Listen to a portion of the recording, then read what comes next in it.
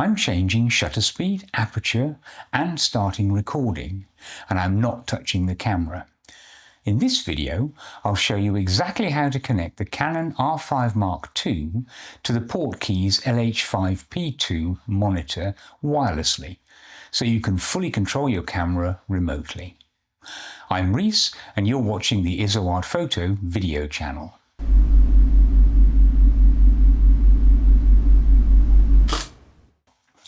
If you're shooting alone or in a situation where your camera's out of reach, changing settings and even framing can be very time-consuming and difficult.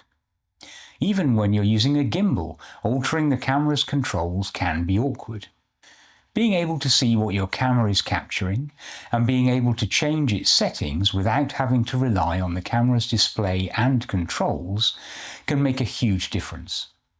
That's where a monitor with remote control capability comes into its own. The Canon R5 Mark II supports Canon's Camera Control API over Wi-Fi. This means that compatible devices like the Portkeys LH5P II can adjust all its major settings and trigger recording remotely. In this tutorial, I'll walk you step by step through the exact menu settings, Wi-Fi setup and monitor configuration so you can get this working reliably. I'll also show you some of the features the monitor has to help nail exposure and focus settings. Oh, and this video is not sponsored. I don't belong to any affiliate schemes and I buy everything I use. Now I've set up the camera and the monitor side by side so we can see what's going on as we make this connection.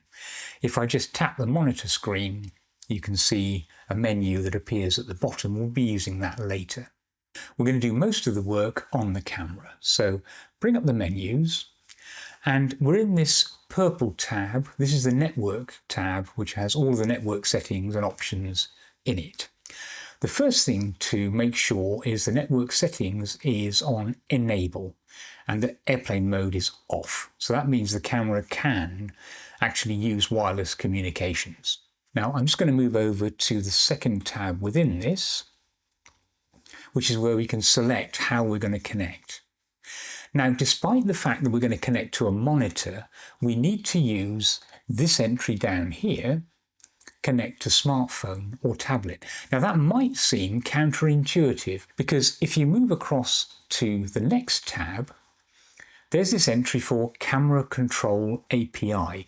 Now the problem with these menus is that they assume that this API is going to be accessed via web protocols, HTTP, for example.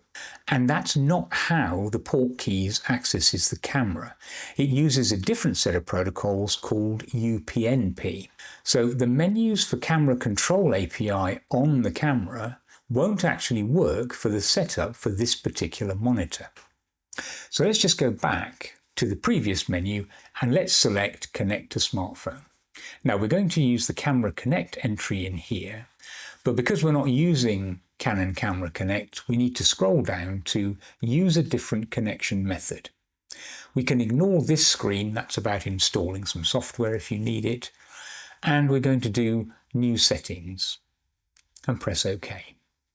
There's only one network type we can use, which is Wi-Fi, so go ahead and select that. Now what the camera is doing now is looking around to find out the networks that are available to it. So you could, for example, connect to your home Wi-Fi network from this screen, but that's not what we want to do. We want this camera access point mode. We want to set up the camera so that it's broadcasting a Wi-Fi network itself that other things can connect to. So select that, and we're going to use manual connection and press OK. Now the camera offers us this SSID. That's the identifier of the network that the camera is going to generate. And it's quite long and complicated, so you can actually change it if you wish. And I'm going to do that just so that it shows up more easily on the monitor. I'm simply going to remove all of the characters down to this underscore. Now it's really important that you leave the first part of this string intact. the monitor uses the SSID name itself to work out which kind of camera it's connecting to and to use the appropriate interface. And I'm going to press Menu to say, OK, that's the SSID we want to use. So I'm going to select OK. I'm going to use Auto Settings. And I'm going to pick the security as none. Now, if you're sensitive about your Wi-Fi networks, you might want to add a password there, and you can do that with that other entry, WPA2, WPA3. That will allow you to set a password. I just use this in my house, so I'm not really that worried about security when I'm using this setup. It just saves me typing a password in when I connect later on. So I'm going to select none. I'm going to select Auto Settings for all of the networking, and that just confirms you've got an SSID of EOS R5 M2 and press OK. That will save those settings to one of the entries in a table that the camera contains that allows you to select different kinds of connection for different purposes. We've only got one in, so it's gone into the first one known as NW1. Now you press OK here, the camera will actually start the network broadcasting that SSID of EOS R5 M2. And in fact, if you were to use your smartphone, you'd be able to see it in the available Wi-Fi networks that you can connect to. So I'm going to tap Camera here, and then Wi-Fi USB, and I'm going to turn the Wi-Fi on. So now the monitor is looking for something to connect to. We're going to tell it it's a new device, so we'll do Add to New Device, and straight away we get a button here which says EOS R5 M2. So if I tap that, it will now try to connect. Now we don't have a password, so I'm just going to tap OK. And now on the camera, it says that we are going to connect. And now it's asking if I want to connect to this particular device. It thinks it's a smartphone. We know it's actually a monitor. So I'm going to press OK. And it's now established the connection. So now I'm going to go back to our image in the camera. I'm going to tap on the monitor. And I'm now going to connect the HDMI cable from the camera to the monitor so that we can see what the camera is seeing. And there it is. Around the edge of the screen, we have various controls. So this is telling us that our aperture is 7.1. Let's just half hold down the shutter button. Look at that, 7.1. Our ISO is 800, that's there. We have a 50th of a second for the shutter speed. And if I use the quick menu, you can see that the color temperature is 3500. So let's try modifying some of these things. So for example, if I change the color temperature, I'm actually using a lamp here that's at about 5000 Kelvin. So let's just bring this up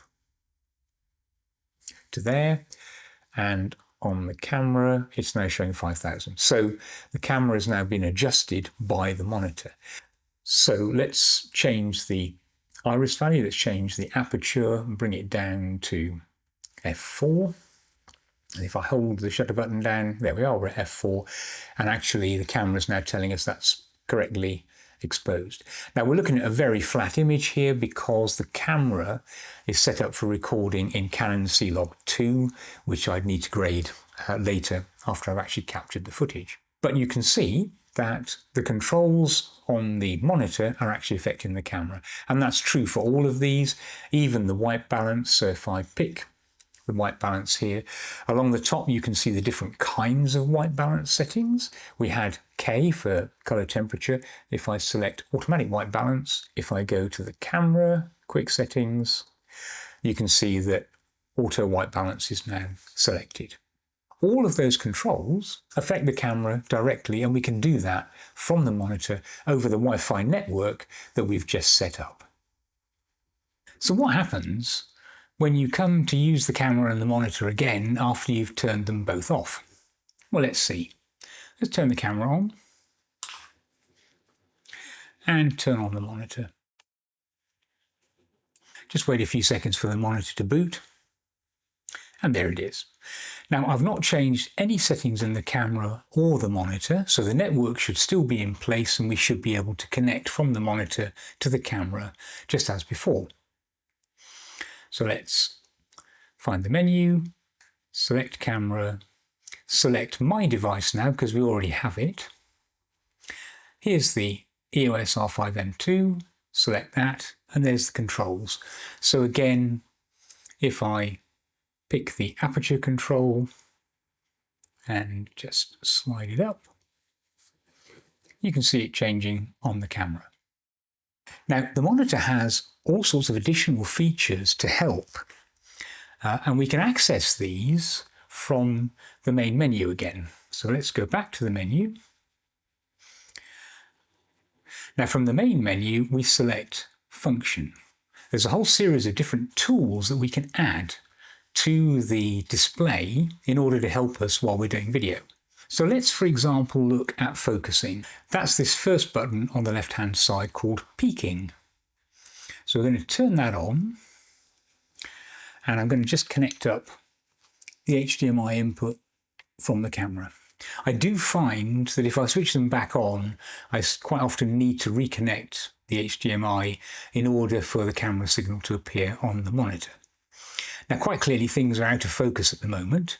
We've got a control on the camera itself which helps with manual focusing, but we also have something on the monitor that will help as well. Can you see the green lines that are appearing?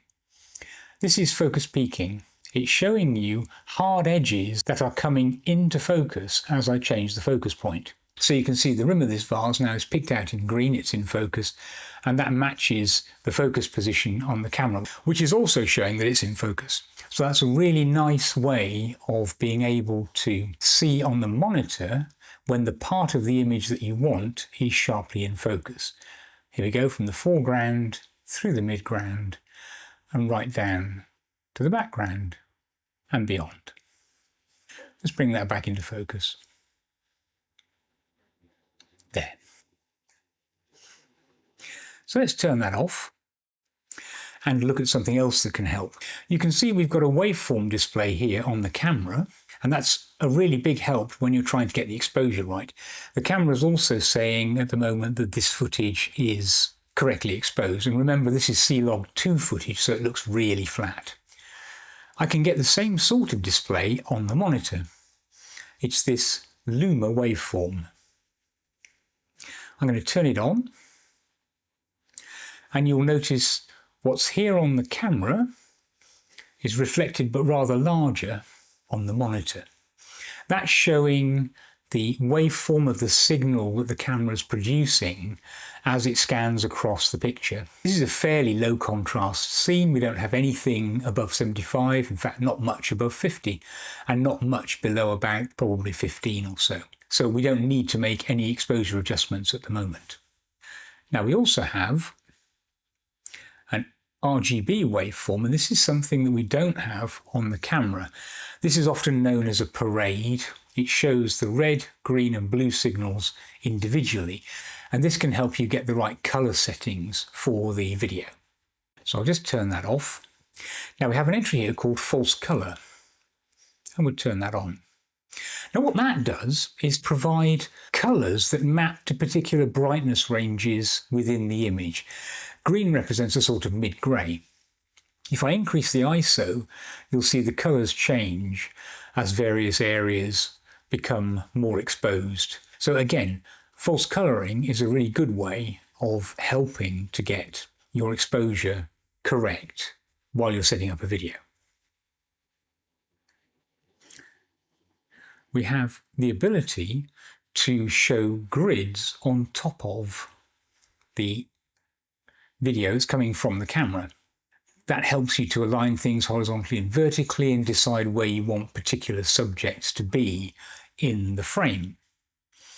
And we can control how many entries there are, how big the grid is, 2 guides in each direction, which gives you 3 areas vertically and horizontally, provides you the ability to line things up on the thirds if that's what you need. Again, most of these have additional options. So for example, I could, if I wanted to, change the color of the grid. Now, another really useful feature in this monitor is the ability to load a LUT. A 3D LUT gives you the option of doing a conversion in the monitor from the colour space in which your camera is recording to the colour space in which the monitor is displaying. Now, my R5 Mark II is set up to record in C-Log 2, but I've put a LUT into the monitor which converts C-Log 2 to Rec 709, which is the normal monitor display colour space. What I'm seeing on the camera is the raw flat C-Log 2 footage, and what I'm seeing on the monitor is something closer to the actual colours that I'm looking at of the objects that we have in the field of view. Now, one thing we haven't done so far is actually start recording on the camera. So while this is set up, I'm just going to press the record button. And there we go. We have red lines appearing on the monitor and the normal Canon red rectangle around the camera's display, indicating that we're actually recording. And there we go. There's a few seconds of footage. I just tap that again to stop the recording. If you're working alone in a situation where your camera's own display and controls are difficult to access, an external monitor that supports remote wireless control can be a game changer. The Portkeys LH5P II is an ideal remote monitor for the Canon R5 Mark II. It has a very bright screen and uses industry standard batteries. It also provides great on-screen tools to help nail exposure and focus. In this video, we've seen how to set up and connect the camera and monitor, and looked at some of the features that can help get great footage from the combination. If you like this video, please give it a thumbs up and consider subscribing. If you have any comments, I'd love to hear them, and if you have any questions, just let me know. See you next time.